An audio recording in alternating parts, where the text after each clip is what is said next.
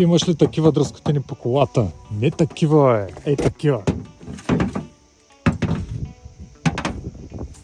Ако имаш такива, ето го решението X-Pro AutoLac. Разклащате и напоявате апликатора обилно през средата, без сухи краища, ето по този начин. Ето по този начин напоявате кръглия апликатор.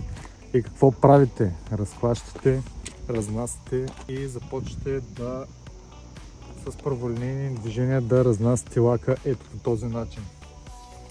Ето, обърнете внимание за резултатите, които X-Pro постига. Без дръскотини, уникален блясък, гледай какво става. X-Pro AutoLac.